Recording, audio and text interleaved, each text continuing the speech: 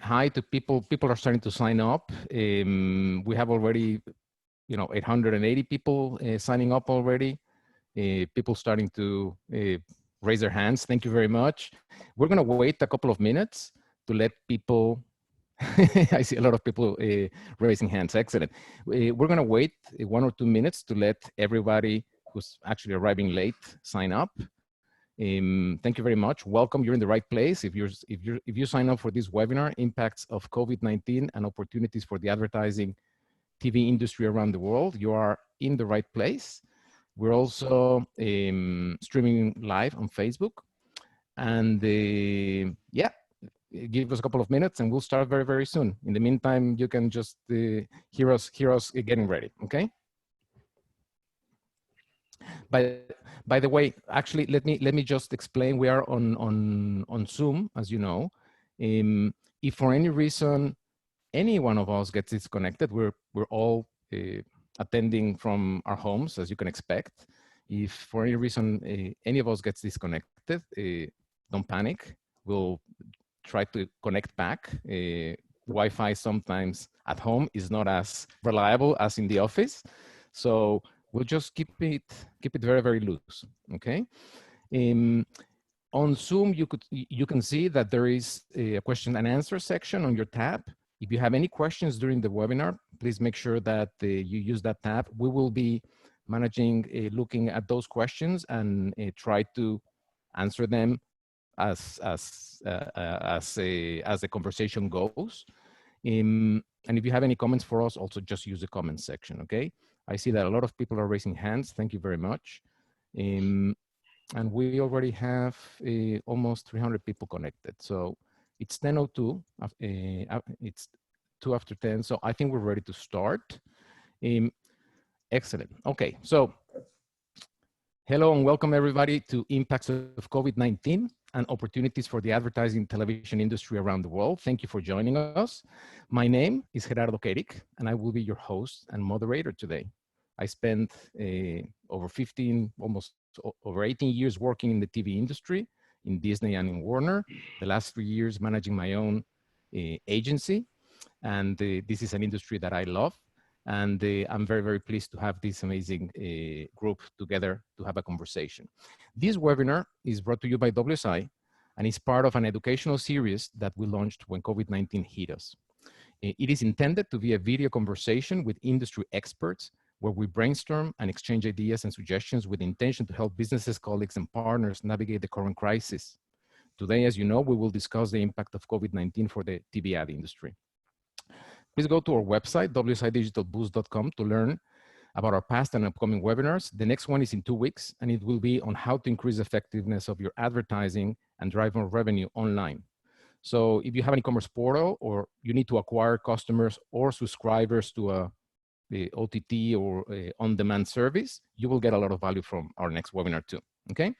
So as you know, we're all connected from home. We talked about that, so therefore, allow us to have some technical difficulties if that happens. And please write on the comment sections, what is your industry and the main challenge you have during COVID-19 that made you want to attend this webinar. That's going to help us some information, get some information about you. Now, I'd like to introduce our panel. So today we have, and I'm going to allow each of them to introduce their organizations, but I'm just going to introduce them first. We have Enrique Martinez. He's chairman of the board at the Latin American Media and Advertising Council. We also have Sean Cunningham, president and CEO of the Video Advertising Bureau. Louis Boswell, CEO of Avia, representing Asia, the Asia Video Industry Association. And Kathy Roberfroy. She's Director General of EGTA, the International Association of Television and Radio Ad Sales Companies out of Europe. So Henry, why don't you introduce Lamac first before we start the conversation? We go Henry, Sean, Louis, and Kathy to introduce themselves, and then we'll start the conversation. Great. Thank you, Gerardo. Pleasure to be here, and thank you all for joining. Lamac was founded back in 2002, so we're going into our 18th year here, and its keen focus is on advertising in Latin America. So it focuses on promoting the values of premium television advertising throughout the region.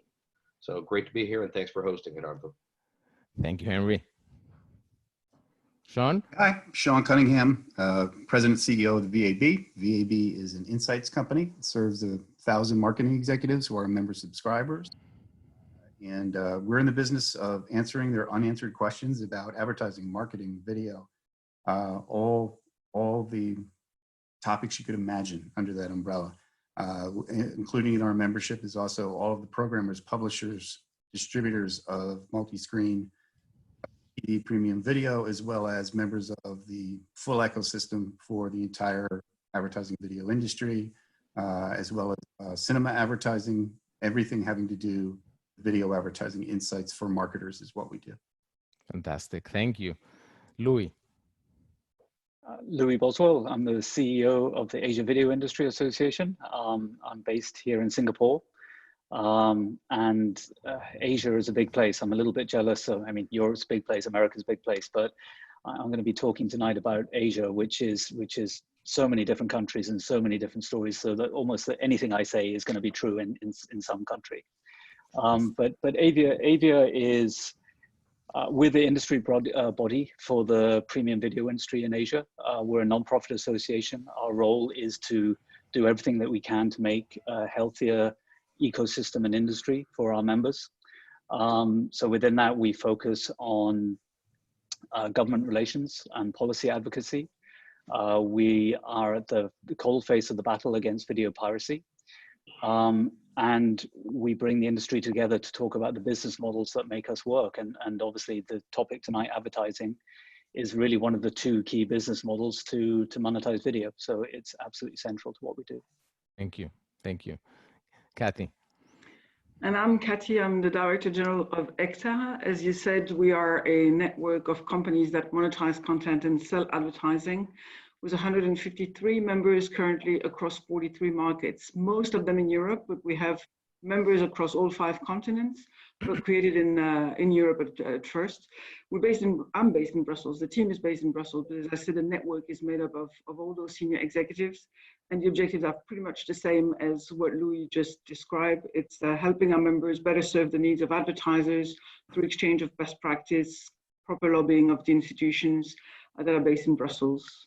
Fantastic. So this is a truly global conversation. We have Brussels, Singapore, Miami, New York, Atlanta, and then people joining from all over the world. So that's fantastic. So let's start the conversation. Let's go to the meat and potatoes, right? So let's talk about consumer behavior trends, right? People are in lockdown now. They're staying at home. What's going on with consumer behavior towards TV advertising? What can you tell us? Sean, why don't you start with that? You know, what I've been talking about has been everything we've observed through all the viewership trends and everything. And I'm going to talk about 2 distinct periods, and I'll hit them both. But I think where we've evolved to in terms of these, terrific conduits in our households, these screens that give us, world-class information and entertainment, they're a food group now in these households. I mean, for a population that is at home with minimal movement, I think that this content, these conduits, these screens are a huge part of how people are getting through. People before COVID were multi-screen device athletes and were relentless, editors of video content. I think those habits have increased exponentially in terms of usage. They're just doing more video, more different types of video if you want to think about the statistics, what we know is that, if you will, in the States, we have a very large scale audience in terms of penetration. We have only 10% broadband only homes, and the rest are served by multi-channel television in one way or another. So we have an enormous scale is how we started. So then we got a 20 to 30% surge on top of that in terms of an audience. So we've got scale on top of scale. In the beginning, it really was about getting the best possible news and about, if you will, escapism, entertainment, comfort, that kind of thing. As it's moved on, I think what we're seeing is, as you're into week 5 and beyond that in the States now of at home, these this world-class content, the connection to it, and all of the behaviors, whether it's social, that type of thing, are integral to how people are getting through this experience. And it's how they're connecting, it's what they're commenting on. Obviously, there's a ton of live consumption, and through all the different ways that you can distribute premium video on a screen, we're seeing these device athletes just gobbling up every more video. So I think it's, when people look back to COVID, they will look back to premium video as a lifesaver mechanism for how they got through it sanely. Yeah. Does the rest of the panel see similar trends in the regions? I don't know, Henry? No, absolutely. I mean, I think we echo. I think the dynamics are different. Of course, we don't have the level of scale that Sean speaks about. Right, penetration of premium video or multi-channel penetration is give or take around 50, a little bit over 50% on a generalized throughout the region. So the scale is not quite the same as it is in the U.S.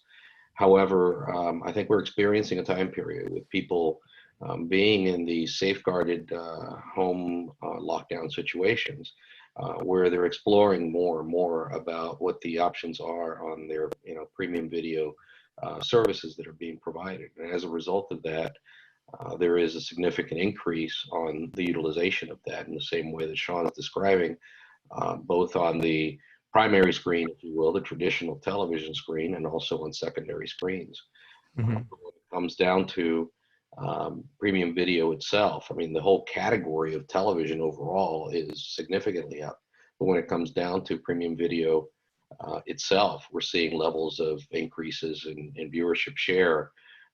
In Argentina, about 27%, in Brazil up 22%, in Chile up 37%, Colombia's up 42%, Mexico's up 18%. So we're seeing increases throughout every single one of the key markets throughout the region, that are pretty significant. Yeah, and Maybe just for the benefit of the audience, Kari, and I'm going to go back to you. Just for the benefit of the audience, when we're talking about premium video in this conference, and when we refer to TV, we're not referring to the one screen in the living room. We're talking about across all screens where TV would be distributed, right? So it could be a VOD, or it could be also an OTT service, over-the-top service that a network might have already launched. So yes, Kari, go back to you. Yeah, I was just going to say, I mean, much of the same, obviously, lots of TV viewing, lots of viewing, co-viewing also, people getting back around a big TV screen. You were just asking just now. Lots of consumption also on all other screens. Maybe the two things worth mentioning is the increase in the audiences across all age groups, even the young people. And the kids who have been not deserting TV, but supposedly spending all their time on social media are back on TV with big jumps, and also shifts across day parts. So we have times of days where the increase in audiences are much higher. Like take the morning, for example, for obvious reason because people are locked down. But there's interesting shifts there, which are interesting for consumers, but also for advertisers to know. Of course. Let me, Louis, I don't know if you have anything to add to these questions, or we move to the next question, and I can go back to you first.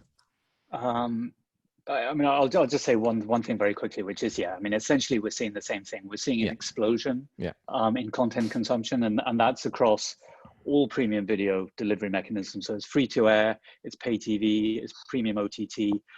And unfortunately, especially in this part of the world, it's also piracy. I mean, we're seeing big spikes in pirated content and illegal downloads. So, I mean, I'm glad to say it's not solely in that area. It's equal opportunity, but there's an uplift in whatever way that people do watch video. There's an uplift in it, and a big one. Sure. So, what it's interesting, and I know from the conversation we had yesterday and from all the research that we've been sharing, that the growth is happening across all ages, right? So even people who did not used to watch TV or live TV in the past, maybe younger generations, are now sampling it and are discovering it, almost because of the situation. Do you see this as a maybe a new chance for TV to gain that new audience now that it's sampling new shows and it's sampling new content to what they were doing before? I think that what we've always known about consumers and viewers is that they're going to default to the best available screen, right? And you know, Sean, you're freezing up. Hello? I can hear you well. I can hear you well. Okay. Yeah, I was saying that what we've always known about all generations of consumers is that they're going to default to the best available screen.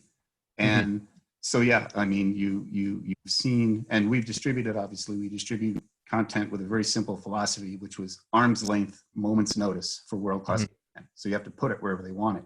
And the fact is that we are an extremely mobile society. And so now what you've got is people who, they do watch 64-inch set. They also watch an awful lot on their phones and iPads. They watch all different types of content, right? But now they're having the opportunity to do more sampling of the best available screen, which is very the largest screen in the house. Yeah. And with respect to long-term behavior, I mean, you know, you think about it like a marketer thinks about anything else. You know, what does trial do? Trial induces loyalty and behaviors and things like that. So I think the mass sampling of the best available screen, and still within the paradigm of every screen option, is going to have a lingering effect. And I think everybody wins in that. I think the consumer wins, and I think the marketer wins in that. Yeah, and the advertiser too, and the advertisers too. What does the rest of the panel think about that? Is it a trend that you think is going to change the dynamics of consumption going forward after COVID? I think there certainly is. Go ahead. Go ahead. No, you go ahead, Kathy. I was just going to say there certainly is an opportunity to keep those audiences. It's just doing it the right way by looking at what they're looking for at the moment. There's been a lot of spontaneously newly created types of programming to meet the crisis. First, because some of the broadcasters lost some of their programming, and I'm sure we'll get to that in a minute, the sports and the cultural events and all of those things. The TV has had in this era to reinvent itself by putting up new programs, filming from home, involving stars from different parts who are on TV and activating the network. And that's something that is probably a bit more like what young people are looking for.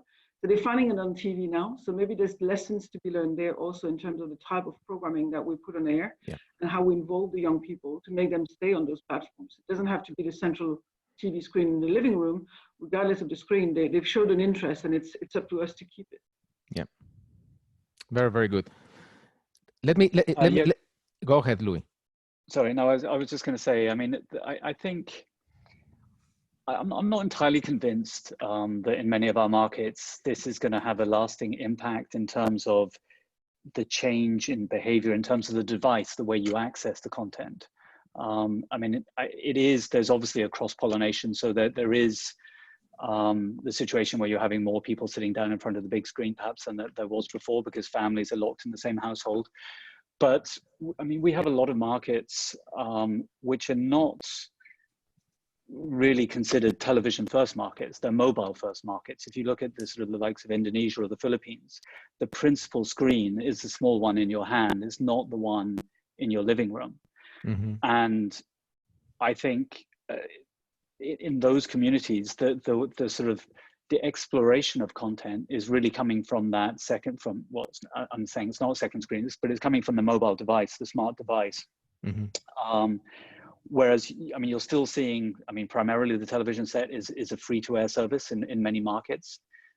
There is paid television, obviously, all around the region, but it's not anywhere near the penetration that you see in markets like the US or even many countries in Europe. So people of all ages are discovering the mobile device and discovering new services and new ways of consuming content. So to some degree, I think it's just accelerating trends that were sort of naturally happening already, just through the fact that people now have the time to spend more time consuming content. Sure. Henry.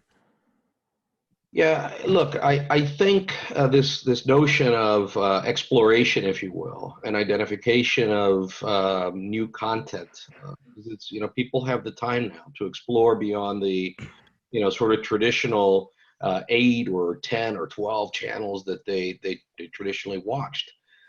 So whatever screen that they may be approaching this on, I think it is a time of exploration, the time of learning about new networks and new premium categories of offering, of video offerings. As a result of that, we are seeing it throughout the region. We are seeing dramatic growth and increases on the viewership. The ratings at this point in time on premium video are the highest that they've been in 6 years. And as I said, in terms of the overall category, when you look at television overall, we're seeing viewership spikes that are significantly higher than any World Cup. And you know how popular the World Cups are in the Latin American region. We're seeing higher viewership shares from any of the recent Olympics that we've had, including the Summer Olympic in Rio a few years ago. So I think the answer to your question is I do believe that this is a great opportunity for broadcasters to reach an audience that hasn't been exposed to their networks before. And as a result, of course, of these dramatic increases in viewership, it's a significant and a great value from an advertiser's perspective to expose their brands and their products as well. So on the topic of advertisers, and I'll continue. It's a follow-up question to you, Henry, and then and to the panel in general. We know that networks around the world are reporting also a hit in advertising revenues, right? Because a lot of clients are trying to reshuffle their budgets. But they also are reporting larger audiences, like we just talked about, right? And at the same time, there's a third variable happening. So more audience, a reduction in advertising revenue, and also a reduction in production because they had to stop to put in hiatus some of the productions they were going on. So what does that mean for the future of programming? We see that there's a lot of efficiency programming trend going on right now. People are having to dig into their libraries and they're having to rethink new ideas like Kathy was talking about. So what does that mean for TV programming going forward?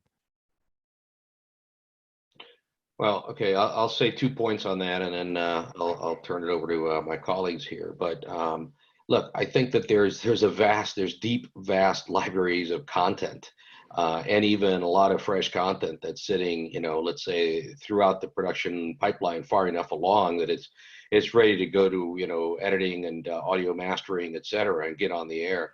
So I think there's still a deep resource from that perspective. That said, is this something that is sustainable for the long term? No, you certainly want a certain amount of fresh original content to be putting up on the air. But given the fact that there's a lot of new exploration going on, as I described previously, I think that these deep libraries that these large media companies have providing this premium video is going to be reaching consumers like Katty was responding to before, different age groups and on different screens.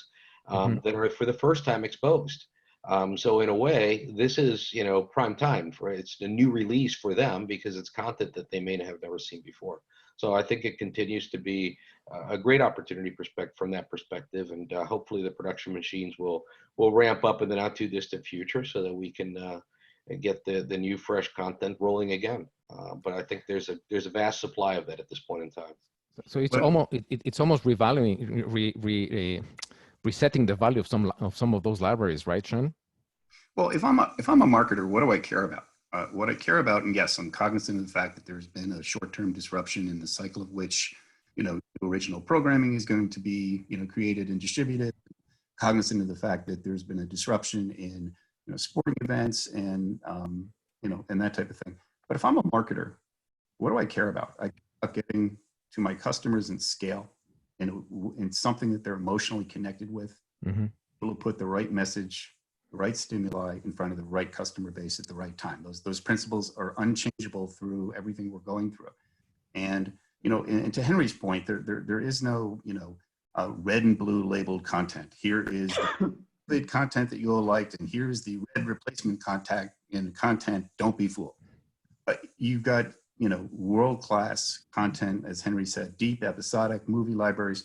And like, for example, what you're finding is that all those people that had been watching sports within, a sport genre classification have redistributed themselves over other premium content. So marketer, I've got the scale I want. I got the attention I want, all right? And what I'm going to do now, because I've got these phenomenal data tools and I've got world-class media companies with phenomenal data tools, is that it allows me to accelerate some of the trends that are in the marketplace, like audience-based buying, like all of the different ways that you can use a tool chest to connect with specific groups. So I think the accelerant of, the forward-leaning technologies that marketers and television programming and distributing companies were already on their way to, I think that helps accelerate this. But, again, if I'm a marketer and, you talk about how, there's the advertising market is going to be down. Well, time will tell, because what we've got is a lot of people who jumped right in, did a whole bunch of COVID advertising and knew what they wanted to do. Now we're 5 weeks down the road and we're seeing a lot of companies that are ready to leap back in the right way on their own terms. So how far it winds up being down in terms of advertising trends, only time will tell. It's going to be different going forward. But the thing I like the most about it is the acceleration of the best tools in our tool chests to be able to find those audiences at scale who are leaning in and make a differentiating message at the right time. Excellent.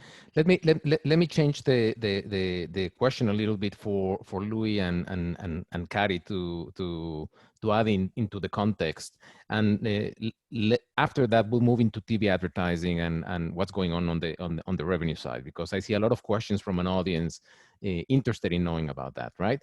So Louis, Kari, if you could comment a little bit more about what we're just talking, right? But the fact that now the role of TV has changed to the concept of emotional distraction, right? It's almost virtual cultural programs that are happening on the screen, and because people cannot connect, are connected on social media, right? So people are commenting on social media, but they're watching together, like the One World concert last weekend, and different events that are happening around the world. So how is that changing the role of TV in social interaction? And how do you see that playing out for advertisers as well? I don't know, Louis, if you want to go first. The one thing I would say, people use TV for two things, essentially. You mentioned the emotional connection and the need to be moved and distracted. There's the news element that's, to me, is most important still. I think the one reason first why people turn to TV is because TV is the most trusted source of information and news currently. And of course, distraction and emotional connection is the second one. I think the one opportunity for TV is to use the power it has to be the one that triggers the discussions that go on social networks and continue there. And I think that's where people are looking for inspiration also. So if you want to launch a big movement or a big, I don't know if it's being done across the world, but in Europe and in several countries, we have people standing out on their balconies every day at 8 o'clock in the evening. I don't know if that's done elsewhere, but the entire population goes out on their balconies and claps for all the hospital workers and people who are taking care. That started on TV and is commented and picked up every day on social networks. So there's a central role there for TV to be the one to initiate some of those movements. But clearly there's lots of fruitful conversation that starts there and continues then on social network. So there's a concept of alone together, Actually, right? We actually know the numbers. We actually know the numbers on social, if you will. I mean, this is something that we actively track, and the VAB's done this for marketers because they've always been interested in the interplay between social media and TV. Mm-hmm. So, we track on a night-by-night basis the top trending Twitter topics. Twitter isn't everything, but it's a consistent, robust, census-based conversational metric about what the country's talking about. And, right now we can tell you through the first 5 weeks that, 72% of all the top 10 trending Twitter conversations have been about ad-supported television, not video, not television, ad-supported television. 71% of the conversations. And again, everyone is using all of their video conduits and content, but I think that, one of the things that the business press got wrong is they said, look, this is going to be a boom for Netflix. I'm watching more Netflix. I think everyone's watching more Netflix. But with respect to, again, scale of consumers, what you're seeing is that 1% of the conversation on Twitter is about a Netflix topic. 71% is about ad-supported TV. Wow. So people are watching very carefully. So it's telling on scale. So that's a fascinating topic. So Louis, if we talk, taking into account what Sean and Kari just said, from an advertiser perspective, right? Consumers are turning to brands for, in many cases, for reassurances during these uncertain times. We see that advertisers are actually changing their creative or coming out with new creative, and they want to hear how companies are responding to the crisis. So, do you have a perspective about what kinds of messaging is resonating right now for audiences in terms of advertising? I think from the research that we're seeing in Asia, some of the things that people are wanting to see are that advertisers understand what's going on, and they're showing a level of corporate responsibility, and they're showing that they're taking care of their employees. I think there's quite a strong desire that advertising remains and continues. I mean, so much has changed in the world already that, I mean, if there was no advertising and nobody was sort of advertising their products and services, then I think people would be even more spooked. So, I mean, go back to the point that you were making about sort of relying on video and television for sort of emotional support in these times. I think that extends to advertising as well. People want to see that the world is still turning and that people are still selling their services. We're seeing that a sense of humor. So advertising that can lift our spirits is something that's appreciated. Now, I mean, you've got to be tactful and you've got to be delicate about how you go about doing that. But we're seeing that sort of resonate with people. But there's no desire that we're seeing in any research that people don't want advertising, or saying that there's sort of get rid of the advertising. I mean, the advertising is there. Clearly, we're seeing that in some categories, advertising is falling off a cliff. But then in other categories, we're seeing it sort of perform really strongly. So, I mean, unsurprisingly, I mean, if you look at the pay TV sector in our region, the pay TV sector relies quite heavily on regional advertising. And a lot of those regional budgets come from tourism boards, airlines, that sector. So clearly there's been a big impact there. And that's a big negative. But then when you look at the advertising for food and drinks and for health and fitness products, I mean, that's going through the roof. Now it's different in every country, and the medium that you choose to deliver that message is going to be a little bit different. So we're seeing a lot of positivity coming out of ad-supported premium video services, so AVOD, OTT services, if you will, where those sectors are clearly growing. And so I think it's a really nuanced picture of what's going on in the advertising space, but it's not a question of content consumption's up through the roof and advertising's through the floor. That is not the case. There are elements of that within categories and within countries, and within media, but it's a far more subtle and nuanced picture, and there are lots of positive stories coming out of this at the moment as well. So Henry, if I'm an advertiser, why should I continue investing in TV? Right? What are the benefits of maintaining this advertising continuity right now? Yeah, it's a practical question, right? And I think taking on Louis' cues here and some of the things he was talking about, I think it's a time to be creative. I think it's a time to be very sensitive in the environment that we're with, so that the messaging has to be very appropriate. But if the messaging is appropriate, then in answer to your question, I think it is hugely impactful. And certainly if you look at it from a CPM perspective, there's great value to be had as well, because of the significant increase in audience levels. It depends on how the advertising is traded, of course, and then varies market by market. But generally in Latin America, that would be a significantly add-on value in terms of how the interactions are conducted commercially. In terms of creativity, I think this is a time for advertisers to be flexible, to be creative. I think, and to a certain degree in content as well, that will drive it. And people, organizations have to be more nimble as they move forward to capitalize on the right messaging, to develop the right messaging and put it out there and put it out there quickly. One fantastic example of this that comes to my mind, Louis was talking about tourism advertising being down. I remember a recent, let's call it 3 weeks ago, 4 weeks ago, there was a dramatic and super impactful change in the way that Mexico tourism was promoting itself. Mm-hmm. What they did is just change the messaging around what they were doing rather than pull the campaign off the air. And it basically leaves you with this very impactful, beautiful images of Mexico, the country at large, and says, after all this, we will be waiting for you.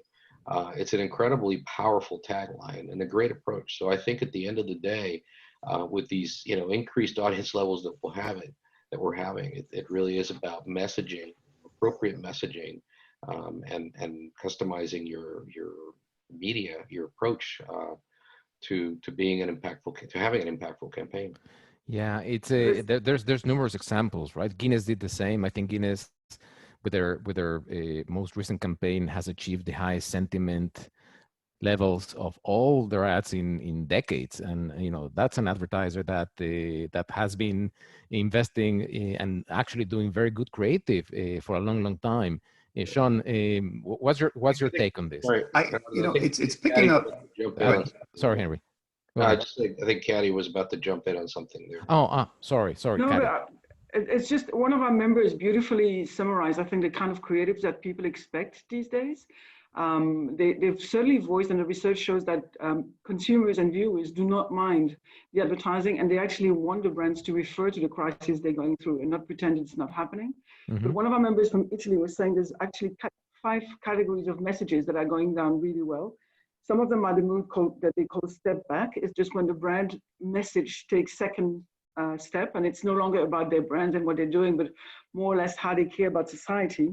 There's all those ads that are reassuring and that tell the consumers, we're still there, we're there for you, our products are there for you, and they can help you through this.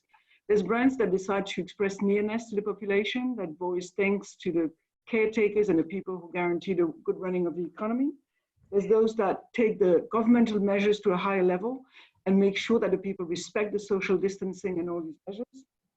And finally, those that are about a new normal, all the good things you can do in a lockdown situation, all the things that are now possible that weren't possible before, and focus on that. And all 5 categories are doing extremely well, being extremely creative. And one measure taken by TV stations and ad sales companies in Europe is that a lot of the companies are giving that advice for free, and even sometimes a few seconds of additional advertising to help the advertisers change the message and adapt to the situation, just making sure that they're in line with what consumers expect.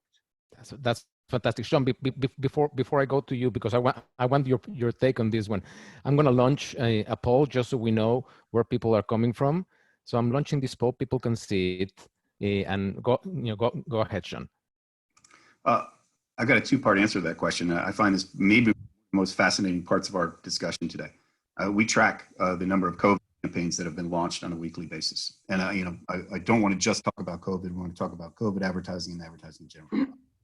But as of last Monday, 253 different COVID campaigns have been launched in 15 different industries.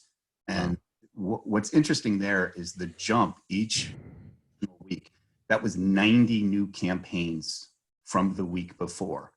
And frankly, what a lot of my programming members and distribution members have been doing behind the scenes is working 24/7 with advertisers to, in record time, get COVID-themed, messaging up. And because it is not 2-3 categories. Okay, so we started with autos, and we started with government and that kind of thing. Well, now you're talking about insurance and retailers and home and food and beverage, and so what we're getting into is the realization among marketers, and it's what I call, don't mistake, the disruption, a temporary disruption in your selling channel as, that you don't have the opportunity to do business. You're actually, for your brand building potential right now is very interesting, right? You can not only talk to your existing customer base, you can talk to your aspirational customer base, you can talk to all your constituents. And so what we're seeing is you've got even some categories that are thought to be you know, they don't seem to be COVID specific. They're not, you know, emotionally top of mind. And folks are jumping in where there's no participants in the category with COVID messaging. And their opportunity to get a brand halo off of that, so long as you can connect emotionally, have the credentials, and genuinely have got a credible way to say we're part of the solution, people are wide open to this. And in the States, what you're seeing is inside of a, you know, in terms of a commercial rotation between programming, I don't know that I've seen a single pot of programming that didn't have at least 1 to 2 COVID-themed ads in it. And so what you're seeing is people who are really smartly doing a lot of long-term brand building and a long-term business with a lot of constituencies and a wide customer base, despite the fact that they've got a short disruption in their selling channel, maybe longer. It depends on the category. But there's an empirical answer to this as well, and that's why advertise, you know, during this unprecedented tough economic time. We are releasing on, I believe, May 5th, we've gone back and we've gone through 100 years worth of recessions in the United States. Mm-hmm. Through the last 6 recessions. And we have all the empirical data. We've drawn it from over 30 sources. Our goal was for marketers and advertisers to have a one-stop shop guide, about 25 pages long, coming out in early May. And if you want to look at it from an MBA perspective about what the advantages are of advertising during an economic downturn, it's staggering in terms of share gains and all the other key health metrics versus brands that either go to austerity or they're dormant or they get out of advertising. And we have brand specific, category specific examples in there. So, you know, if people are wondering, you know, is there a case out there for why advertise in economic downturn? This is more than a recession. We've got a one-stop shop thing, and all the empirical data in the States is there. We just had to gather it together. So that's fascinating. Let me just show the results of the poll, right? So we have over 300 people answering the poll. Let me see if we can. Can you all see it on the screen? You can't. Share results. There you go. There we go. Sorry about that.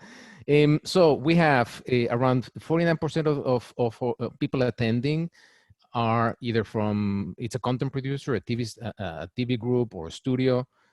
5% are coming from ad agencies, 20% from media agencies, 5% from research, 6% are advertisers, and 15% it's other. I would assume there may be consultants or technology or service providers. So I guess knowing this audience, right? It's very, and I see some of the questions that we have on the chat.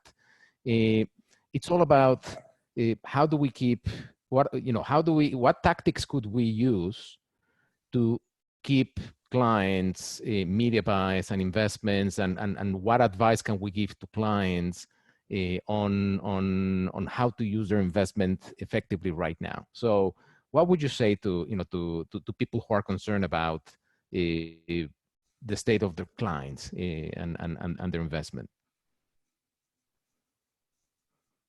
Who wants to take this first? I'll take it first if you want me to. Okay, good. All right, so, and it's maybe because I have a client-centric background. So I spent the last 18 years running the VAB Insights Group. 18 years before that was running ad agencies. So Excellent. know intimately, the dynamic of, what you're the investment counselor, you're the psychologist, you're also the person with the best empirical data. Of course. And, to me, the thing to do right now, I would say is, do you have reasons to connect with a COVID message? You don't need to have one. You can use, if you will, straight brand advertising. But what I would talk to clients about is this, out of this terrible tragedy has come this unique opportunity where one of the human commonalities is this heightened consumption of all this world-class content and programming, and that it's all demographics. So my counsel to them would, first of all, for their long-term brand health, I would make sure that they have a way of connecting emotionally and credibly with as wide an audience as they can. It's a great time to do the things you've always wanted to do. I think it's a great time because, in terms of messaging concepts, you want to connect with specific groups. If you've got the data, every consumer group you could want to talk to is, if you will, discoverable within this massive. You know, the other thing I would sit there and say is that the unique opportunity is, you know, because there are people out on the sidelines who are figuring out what to do next, you know, the ability to message while others in your category are dormant doesn't come around that often. I would take advantage of it. And I think that we are in a state where there is a desire to connect with entities that are part of the solution, either through, you know, just great straight emotional advertising that people like, or the belief that you are part of the solution in terms of COVID.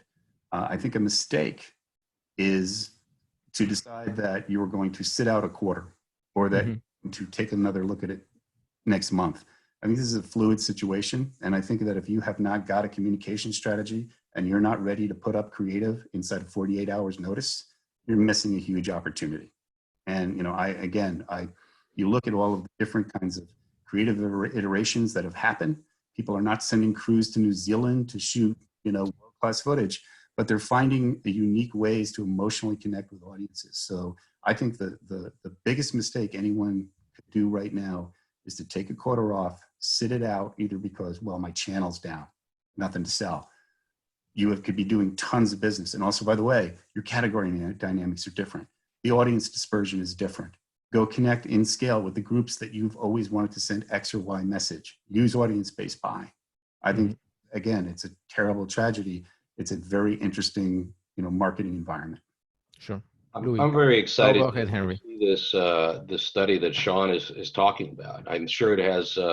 I'm sure it will be applicable not only in the U.S. but on a global basis. Because at the end of the day, you know, brand building and building brand value is a long-term, you know, proposition. It gives you a lot of strength and enables you to increase your market share. Whereas brands that may sit out will lose market share. So I think it'll be very exciting to see that. And I also think, you know, in the recent past, a lot of the advertising has been, you know, sort of performance-based. What's the immediate result? What are we going to get, you know, tomorrow from this? And we've kind of lost the focus on the importance and the value of creating that relationship, that longer-term relationship with the consumer. So I think this is a great opportunity to adapt here, to be creative, to be nimble. About this kind of messaging, and look at it again a little bit more of a longer term focus of how can you, in the context of this environment and these, you know, high level viewership opportunities, get your brand reinforced and get your brand in a position where it will gain market share. And I'm sure I'm I guess projecting here a little bit into what we'll see from this great study over 100 years of you know, declines in economic implications and what the results are coming out of it. But I would expect that we will see many examples of brands who went aggressive versus brands who held back, as Sean was saying, sat out a quarter or sat out 2 quarters, and the level of market share increases that the brands who went aggressive were able to gather and benefit from for the longer term. Of course, it's a great time to invest. Louis. I was just going to say, I think what we're seeing in Asia is the opportunity for advertisers to really shape the way the industry develops. And what I mean by that is, I mean, linear continues to be a sort of big part of the ecosystem here, but streaming is just taking off in leaps and bounds. And when you look at premium content, I think the big, still to be fully answered question is, what is the business model behind that? Is it subscription, or is it advertising, or is it a combination of the two? And clearly what we're saying at the moment, with everyone staying at home, is the subscription side is booming like never before. We're seeing services like Netflix increase their numbers enormously. Regional services like View are going through the roof on the subscription side. But somebody like View are interesting because they, unlike Netflix, they look to both advertising and subscription. Now, if you look around the region and you look at the history of pay television, the penetration levels of pay television only ever got to a certain level. And so one might argue that you're never going to get to 100% SVOD OTT services or for premium video in some of our markets. And so that ad sector is going to become more and more important. Mm-hmm. And I think we've been seeing that over the last sort of 12, 18 months, that it's been sort of beginning to explode. And we're still seeing it growing at the moment. Even, I mean, through the month of March, we've seen big numbers, programmatic video advertising on premium video OTT services has continued to increase in totality. It's not exploding at the same level as perhaps it would be if we didn't have sort of COVID around. But I think there's a real first mover advantage here. And those advertisers that see the opportunity of the way that the industry is changing mm-hmm. and are prepared to sort of fasten their sales to that, I think are going to be long-term beneficiaries. And so a lot of people in these categories that we're talking about who tend to be on the more creative side of the industry anyway, when it comes to the execution of their ads, I think for those people, if they've got the sort of the foresight and the appetite to really see that sort of premium video streamed on services in this part of the world is only going in one direction, there's a huge opportunity for them to make a real impact. Fantastic, fantastic. Yeah. Okay, so we have questions coming from the audience, and some of them are specific to an attendee. Some of them are just general. So if you are okay with me, panelists, why don't we start answering those, right? And please keep sending them. So Jean, I don't know where Jean writes us from, but his question is, how do you get the current message about TV's performance to advertisers? This webinar preaches to the converted. How do we reach the right decision makers with this message? Any advice for Jean? For Jean? Well, I mean, we distribute directly to a total database of 30,000 advertising agencies and marketing executives. I think that the distribution of this is, there's a hunger for it. Mm-hmm. I think that you can talk to your neighbor and they'll tell you that television consumption. But if you want to be able to use it strategically, and you want to use something that are sort of industry standard metrics, I mean, go to a site like mine. Go, send your clients to to the VAB.com. The VAB.com. Yeah. That's why we exist. That's why we exist. We're a focal distribution point of that type of information. I think this is a question that's going to be all the more relevant now in a crisis. This is a question that we ask ourselves a lot in our organization. Who do we talk to put the arguments across? Do you talk to the CEOs of companies? Do you talk to the marketing officers? Do you talk to the procurement people?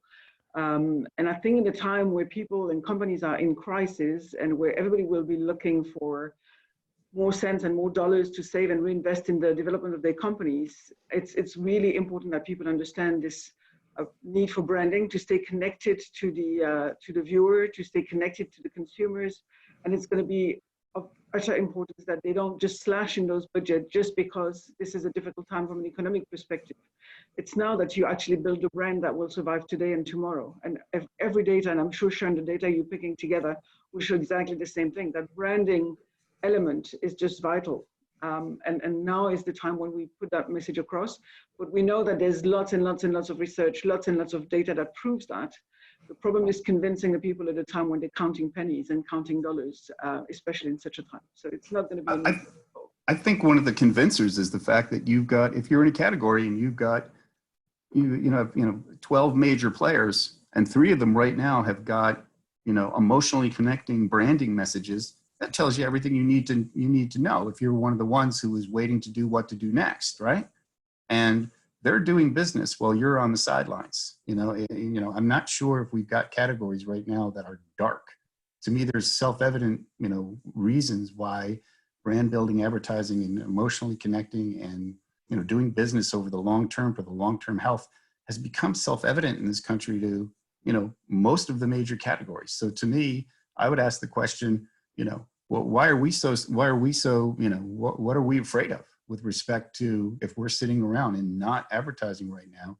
It's clear that every week, as we said, we had 90 new campaigns in 1 week. People are getting this opportunity. Yeah. Excellent. I agree. I mean, I think we've got the data and we've got the stories. There's all the evidence why you should be advertising. I mean, my experience of trying to persuade advertisers to do things is that advertisers are going to do what the advertiser wants to do. It's very hard to get a media buyer to do exactly what you want to do. But I think that, as we just discussed, I think those clients, those brands, those agencies, those media buyers who are smart and perceptive will see the evidence, they'll understand, they'll come to their own conclusions, regardless of whether we tell them or not. Excellent. Henry, our dear friend Patricio, I'll let you answer this question, and then I'll come to the next question that I think it's addressed to you. So go ahead. I mean, I got nothing to add. I think it's all well stated by my colleagues here. So go ahead. Good. What's Patricio? So our good friend Patricio says, working at home has increased enormously, and it is expected that after quarantine, it will be a habit for large and small companies to continue with this modality. Is this a factor that will change the advertising in media? What effect? How will it affect? What will affect more, linear or digital TV or social media? I think it's probably an all around. I mean, let's go to the first part of it. I would expect that this question about what are the longer term habits here, I think it will accelerate a lot of changes, and one of them is the aspect of people feeling comfortable with the notion of working from home, whether it be management sitting at the office that had a feeling that in order to supervise employees, they had to be, you know, close by and under their eye, if you will, and clocking in, to the actual employees as well, and becoming comfortable with the media and the capabilities that, you know, being on video right now enables, that gives you a level of proximity without having to make the travel to that particular place. So I think it's a dynamic that's going to be affected for the long term. And it's not just this, right? I mean, there's a lot of other consumer habits that we are seeing that will be shifting. You know, the whole notion of ordering your groceries online, small percentage of people were doing that. Nowadays, everybody wants to. Yeah. In the environments where you have access to being able to do that, because we can't do that in every country around the world, but in the environments that you have access to being able to do that, that's a consumer shift. And that's one that will have long-standing, I think, implications as well. You know, we're talking about it from a television viewership or premium video viewership, whatever the screen is, as we have discussed here, whether it's second screens, whether it's the phone, whether it's video on demand, whatever the category is of how you interact with your video. You know, we've been talking about it from the perspective of the implications on viewership trends for the future. But yeah, I think all around, there are many, many categories that are going to be impacted by the experiences that we have had over, you know, the past 6 weeks or the 8 weeks, depending on where you're at, in the future few weeks and potentially months that we're, you know, living with these sensitivities. So it's an interesting question. I'm sure that will also lead to a shift of where there may be opportunities for certain types of advertisers and or opportunities for developing content that is, you know, most appealing. And again, I go back to my comment earlier. I think at the end of the day, from an advertising perspective, a messaging perspective, it's being nimble, having a level of creativity, and being able to execute quick. I think that's going to be a dramatic change. We're going to see organizations who used to take significantly longer period of time to think about and evaluate the messages and, or for that matter, the actual production of a, you know, series, let's say, or production of an episode, and say, no, we can do this faster, and look how we can do it even in the context of this environment. You see the, you know, television news industry and what the news industry has done to quickly adapt to this environment. You know, it isn't about walking into or commuting to the studio and, you know, spending the time with the makeup. No, it's getting on there, and we got messaging, and where everybody's, you know, kind of working from home, even from an anchor and reporter's perspective. So interesting dynamic that I think we'll see many, many implications from for the future. That is really, really interesting. And you touched on a point about new consumption habits and how some, for example, grocery delivery and e-commerce is growing.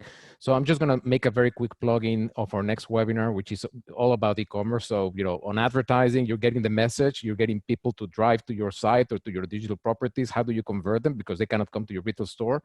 So I'm putting the link on the chat. If you're interested in joining that webinar, you're gonna get some tips on how to do that. Sean, I have a question for you straight away from an anonymous attendee. Your thoughts on upfront timing, etc. Yes, I'm kidding. Every upfront's unique. No year is like another year. This year obviously has got more variables and a few, there's some unknowns. There's been, disruptions in programming cycles. There's been sports that's had to, move around, be canceled, that kind of thing. That being said, with about 4,000 national advertisers, and 141 new ones just last year, and hundreds of DTCs that spend up to $4 billion. I think that the way that the upfront is going to unfold is exactly as the advertisers need to, with respect to when they're ready to jump, once they've got things in the place they need to be. I think that the television companies are going to be ready to do upfront deals, if you want to call them that. And, I think the fallacy about the upfront is this idea that it's like a store and a bell rings and suddenly buyers and sellers, kick off this frenzy. It's a 52-year-a-week marketplace, right? And unregulated. You've got classes of advertisers right now who are ready to do deals for the upfront. You've got also classes of advertisers where there are a bunch of unknowns and they'll be ready in a month's time, 2 months' time, 3 months' time, 4 months' time. Whenever they are ready, the programmers, the distributors, the programmers will be ready to take care of their needs. It's always a marketer first, advertiser first market, because they've got to hit their business goals for the programmers to be effective and to be profitable. If they don't win in this game, they don't come back. So you've got thousands of marketers who don't fall into easy tranches or classes. And the thing to do is to take care of those needs as soon as they're ready. That could be tomorrow. It could be May. It could be June, July. Whenever they're ready, we're ready to do business with them. Mm-hmm. And that's as simple as it is. Okay. I noticed it's 11 o'clock already, so we've covered the 1 hour. We still have almost everybody staying, right? We have 380 people already sign up, and I keep receiving questions. Is the panel okay staying a little bit longer and answering some of these questions? Yeah, I've got a few minutes. As long as they're easy ones.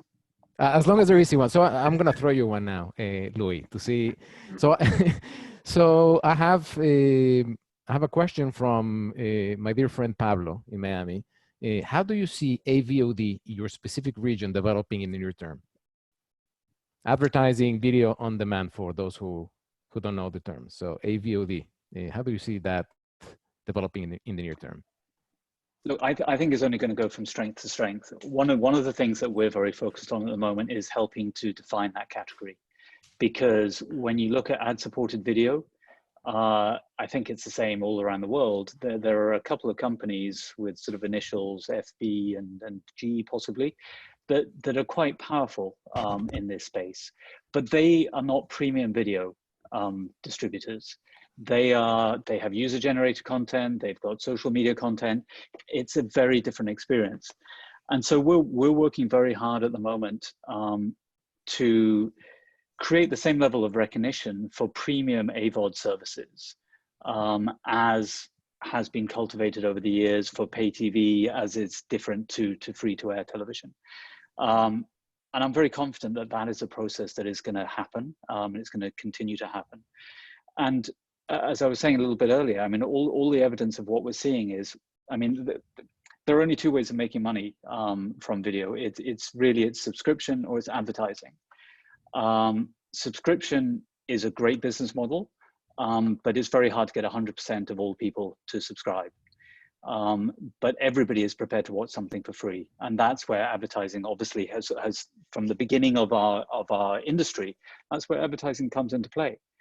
And so if people can put together the right content propositions with great premium content that are going to be ad supported, and it's critically, if it's the right content for that audience, it's got to be, it can't just be one size fits all international content, put it into every market and it's going to work everywhere. That's not going to be the case.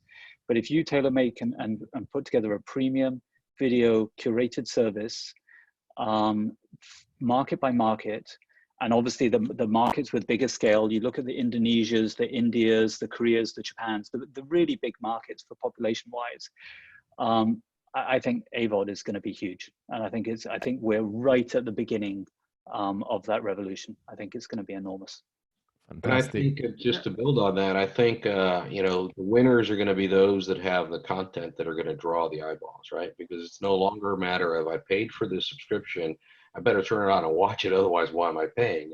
It's a matter of being in a competitive environment where advertising video on demand platforms are competing with a variety of other, some free, some paid platforms. And what's going to drive it at the end of the day is the quality of that premium content. And if you don't have content, the consumer's not going to be there. And that's exactly the case in Europe too, where we have much smaller markets. There's lots of international and US players that are already active on the market. So if you want to watch American series, or if you want to watch American content, there's plenty of subscription VOD that you can connect to. But the AVOD is really the privilege of the broadcasters, the local broadcasters who hang on to the local excellent content and premium content. And that kind of AVOD has a great future. And that's where the future is actually. Yeah, in the States, this is been up and running for years with respect to whether it's distributed via multi-channel platforms where they're every programmer has got libraries of video on demand that are distributed by the MVPDs.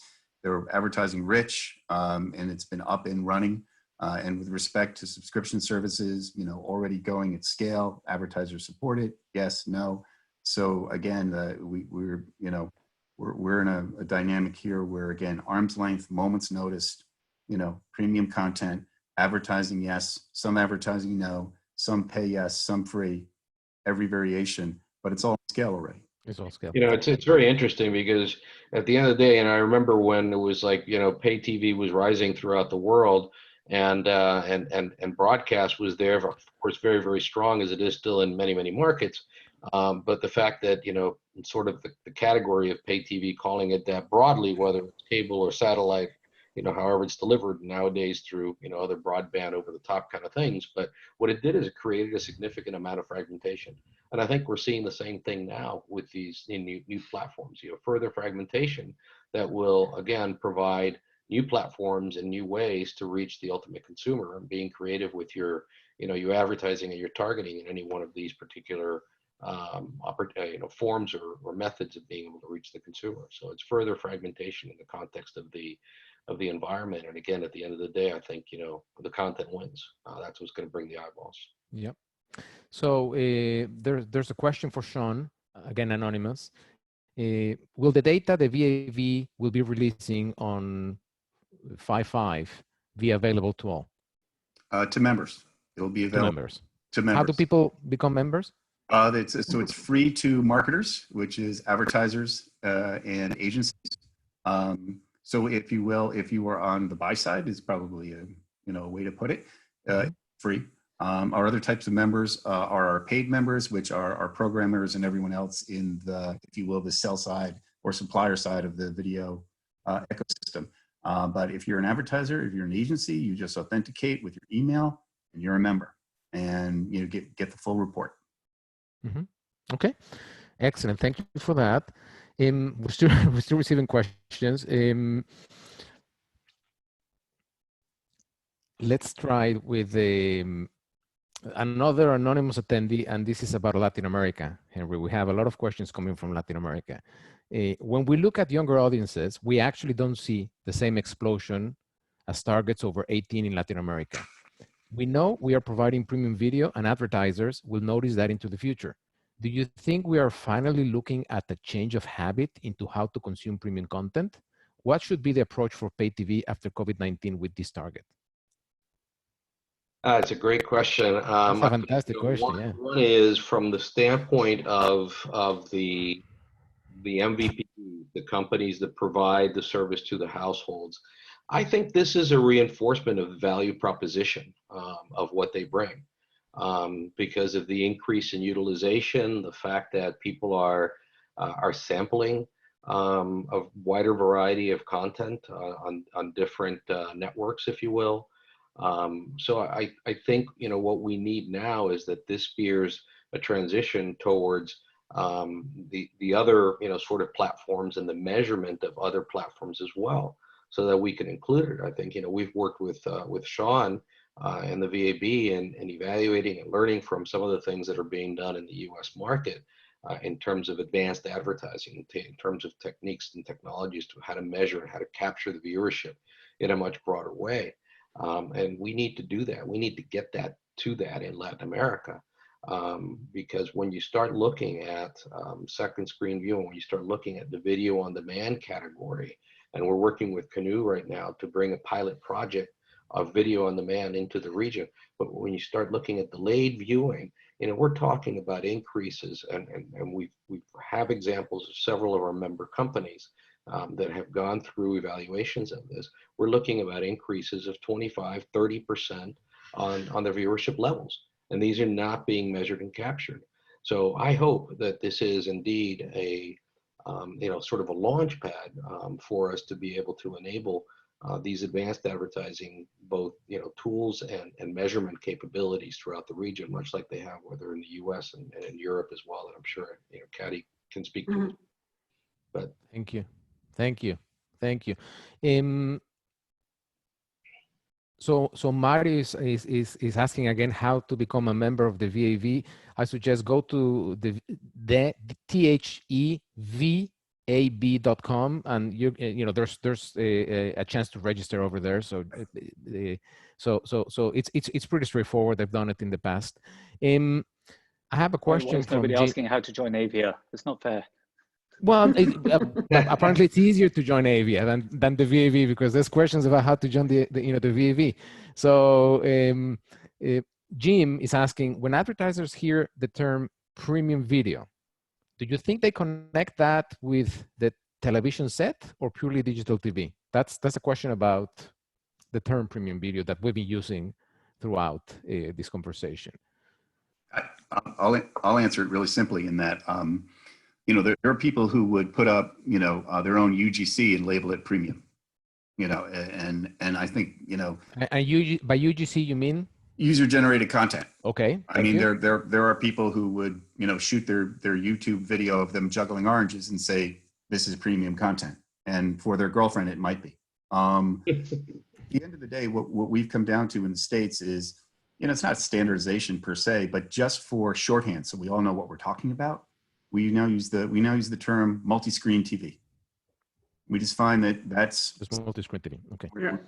When we're talking about the best stuff, the best content, and we're talking about, you know, ad-supported TV, you know, we're within that. It's really simple. People used to say TV, but then they'd say, oh, but I mean also mobile, and now it's really simple. We've been really getting on as practice, and it's been well adopted. A simple handle, multi-screen TV, which inherently, it self-evidently is premium content.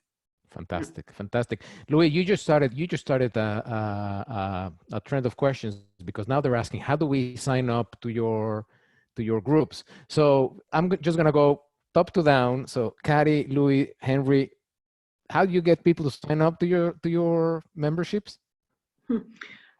For ECTA, unfortunately, it's a quite close circle. You have to be an advertising sales company and have the monetization of content as your main activity to be a member. Now, there's plenty of ways to have access to some of our information, but you can't really become a member unless you are the ad sales company of a TV broadcaster or a radio broadcaster. And when I say TV, it's that total multi-screen TV. But there's some access to the data, you know, some of the data that you produce for people. Some of it. And then if it's available publicly, then it's on our website, which is egta.com. And then you have all the publication, everything that's freely accessible, you can access from our website. Okay, egta.com. Louis.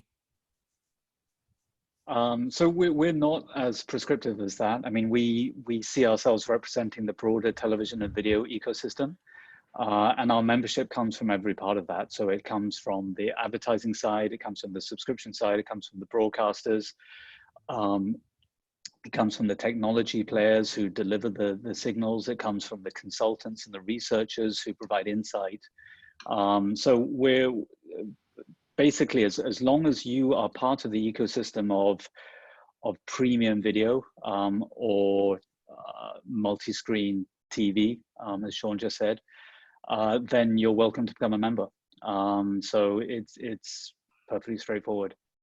I can give you a little more detail than I did before. As I said, in terms of our membership, free membership is, advertisers, marketers, agencies, and again, authenticated.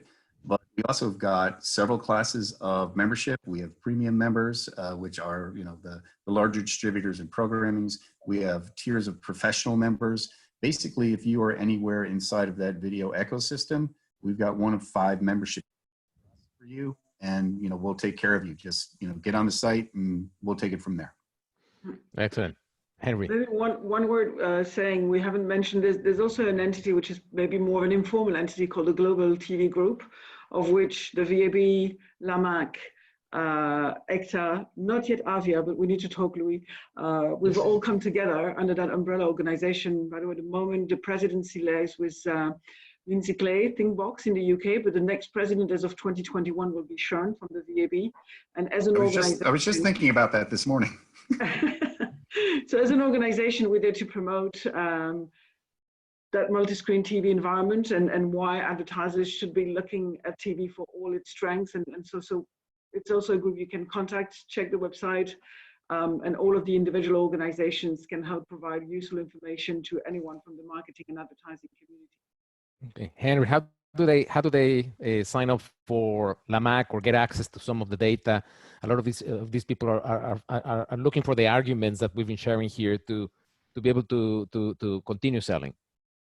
Sure, and LAMAC is the Latin America Media Advertising Council, so you can just go to lamac.com, lamac.com, and get all the info right from there. And basically, our membership consists of our founding.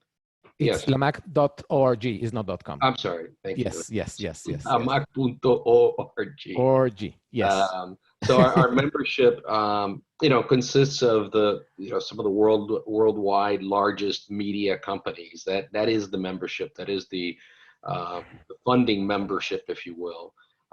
So individuals that work in the industry and various sectors of the industry can receive a variety of different information. We reach out to them. We're in the process of doing weekly audience reports that are being analyzed by our research team and present that weekly. There's also a compilation of stories that are of impact as it relates to the COVID-19 environment and advertising. So very, very topical things that our marketing team is putting together. So there's a variety of things that we do, and we send out to any of the people who register with us, and it's on a free basis. So come on out to lamac.org and check that out. I did see a question floating by, Gerardo, that I thought needed to be answered. The question. Go ahead. Premium video, and what is premium video? How do you define premium video? And it really, at the end of the day, it's about the quality of the content, the investment levels that are made on the kinds of content that our membership provides are significant investment levels, and therefore create an improved, much improved production value above and beyond what you get from, as Sean was talking about, the user generated content, or the UGC. So I don't know, maybe my colleagues can help to define it further, but I think it has a lot to do with just the level of investments, the quality of what's being put forth in premium video, whether it be from the production values, from the writing, the storyline, the individuals who are actually either acting or on screen talent, etc. Fantastic. The only word that I would add to that description, Henry, would be curated. So Right. all of those services and platforms that have premium video have either created that premium video at great expense themselves, or they've licensed it from somebody. But they have made a conscious decision that this is a piece of video that I want on my service.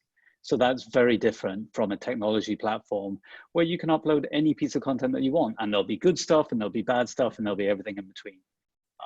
Our stuff is curated. That's fantastic. Henry, a question from Alfredo Pedroso. You mentioned the need for advertisers to be nimble. Does this decentralization and focus on local media buying square with that? Would some degree of centralization help advertisers act more nimbly? And I think this is an interesting question also for, not only for Henry, I think this is an interesting question in general, you know, centralization versus decentralization, local versus national. I mean, we play with that all the time, right? Because you've got budgets that sit in different markets throughout this vast region, you know, of over 20 countries. So we're dealing with those issues all the time. Could one or the other lead to greater nimbleness? I think it depends on the company. I guess, you know, if the organization can act quicker on a localized basis and in a more relevant perspective, yeah, it'll be faster. But if an organization has a brand value message to put out that is consistent across a variety of different countries within a particular region or throughout the world, then there's nothing better than to be able to have that, you know, national creative and again, it goes back to, can that organization move quickly? Can that, you know, be nimble and just develop new messaging and new advertising campaigns? So I think can work either way to be effective. And the importance of context around advertising being what it is, to add to the efficiency of the advertising, I think the contact with the local broadcasters, network companies is also vital. So yes, some elements might be centralized, but it's much more efficient when you have the face-to-face and the local conversations. I think the key is to be dealing with companies that have good world-class capabilities in any size or any region or any type of advertising that you want to do under the same parent company, the same roof. And, you know, with, you know, almost 200, you know, local television markets, quote unquote, and then, you know, neighborhoods and zones well defined under that. I mean, inside of one, you know, world-class parent company ownership group in the States, you can own 2 pizzerias and get, you know, exact, specific, down to, you know, zip code, zone, world-class looking advertising that they'll help you produce. And under that same parent company, you know, you can get, you know, designated marketing advertising. You can, you know, get national advertising. You can get, you know, data-driven products. And I think that one of the greatest things about ownership consolidation is that, you know, regardless of your, you know, 2-store owner or you are Walmart, you know, these companies have got the capabilities, the data, the expertise, you know, to take care of you. And I think that's been one of of all the, you know, M&A aside from the libraries and programming, is the ability to, you know, not take care of a few hundred advertisers or, you know, a few thousand, but, you know, limitless number of advertisers where, you know, the dollar from the person at the local pizzeria works as hard as Walmart's dollar does. Yeah. Excellent. Guys, I think we're, you know, we're coming to an end. I will want to just go around all of you and let you say some final words, kind of like as a takeaway from this. I would also like the attendees, if you just write in the chat, what is 2 things. What is your main takeaway from the conversation? And also, it would be very helpful for us. We're putting together these webinars every 2 weeks. So if you could type in topics that would be interesting to you to hear about in the future, we'll try to put together a panel or a presentation or a webinar that's going to be helpful. And this is the time I'm just going to do a very, very quickly plug in and say, we have, I'm sharing with you right now, the page on our website. We started this a few weeks ago when COVID started, and we have here some of the past webinars that are related to sales, they're related to LinkedIn social selling, they're related to top trends in digital advertising. Right now we're talking about TV advertising. If you come to our website, wsidigitalboost.com, you can find those. Those are free. This one is going to be up there now. And I've also shared right now the link on the chat for a future webinar, which is about converting people to customers, conversion rate optimization, basically. All right. So with that plugin, which is the only plugin that we're going to do, I'd like to go around with Kari, Louis, Henry, and Sean, and get them some final words on this topic. Thank you so much. I'll start with Kari. Thank you. Well, first of all, thank you to everyone for staying on so long. If there's one message I want to leave, is that maybe there's been this tradition or temptation to keep on opposing TV as the TV in the living room to online video properties as if that were not TV. I think the TV we're in, as Sean just said, is multi-screen TV, and that premium content on that multi-screen environment is one of the strongest way of communicating ever. It's great for content, it's great for advertising messages. So let's see our industry for what it is. It's multi-screen premium content, and that means taking it along with creativity, measurement solutions that will allow us to just grasp that entire industry for what it is. Thanks, Kari. Louis? I mean, I'd sum all of that up. Henry was asked a question a little bit earlier about, with everybody working from home, will some of these sort of habits stick, and will that sort of have long-term impacts on the way content's consumed and advertisers advertise around it? I agreed with everything that Henry said, but I think the one thing, at least in the short term, is that when this is all over, all of those people who spend all of their time wanting to be able to work from home will never have been so happy to be able to get back into the office and spend some quality time behind a desk at work. So I'm looking forward to that day myself. That's fantastic. Before we go with you, Henry, I just want to read a comment here. Somebody is saying, great content, guys. Took 4 pages of notes. Just because they aren't selling now doesn't mean they aren't doing business. Performance-based to longer-term connection to customers. So I just wanted to tell you, that's a very positive feedback. Henry. That's awesome. I also see our viewership levels are declining here a little bit. We were up. It's natural. I mean, and that's because we've gone past the hour. We've gone past the hour. People have other Zoom calls to get to. Of course, they have lives. So listen, just to summarize, I guess a couple of the points. The aspect of the long-term focus, the importance of brand building. Doing that gives you strength and should lead to increased market shares coming out of it. The aspect of adapting messaging, at least for the sort of short to midterm and potentially a little bit longer term future here, but being creative and being nimble. And then recognizing that premium video in the multi-screen fashion, as Kari and Louis were relating to it, the share is up significantly in whichever screen and way the viewer is selecting to look at it. So it's a wonderful opportunity for great brand alignment and being selective in terms of who the target audience is, and then of course in the context of the increased audience, a great value from the perspective of the advertising investment. Excellent, Henry. Thank you so much, Sean. Yeah, one of the first questions that was asked by the audience I thought was important, and we came back to it several times, which is why should the advertiser get back into advertising now? And I thought of a tennis analogy, because this is, what I kind of want to leave for myself with this session was, and people who are in the top 3 players in the world play 350 days a year, right? And for somebody who's not in the top 100 who's decided to take a day off, there's an expression, right? They're going to take the day off. They're going to go to the beach. And so they're just going to play 349 or 340 days, not 350. And the expression their coach is going to say to them is, somewhere your opponent is practicing. And when you meet them, you will lose because they will be better prepared for it than you. And I think that's true now for if there's an advertiser who is, on the fence, going to take a quarter off, going to do a whole lot of wait and see, has people in his category that are already doing, messaging, brand building message, COVID message. The idea of being dormant while others are practicing, in the long term, when you meet them, you'll lose because they'll be better prepared than you. Thanks. Excellent. Thank you so much. I would just say this was a fantastic webinar. I think the one thing that I take away from here is that we should not, as a world, as a community, we should not go into scarcity mode, right? We should not go into, oh my God, I'm not going to do anything and wait until this passes.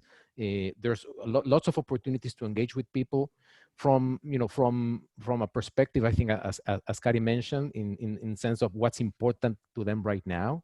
And, you know, brand messages take a second tier here. It's more important about being relevant to what the audience is going through right now. But it's a wonderful opportunity too to elevate brand connection and to elevate brand sentiment and to be really relevant to your audience and demonstrate that you care. And if you can do that in a way that it's emotionally intelligent, that adds value, and that it's with the right tone, you can come out of this as an advertiser with a much stronger brand and with a brighter future. And for some verticals, with an opportunity to reach audiences that otherwise you would have never been able to reach. So thank you so much, everybody. This was a wonderful, wonderful conversation.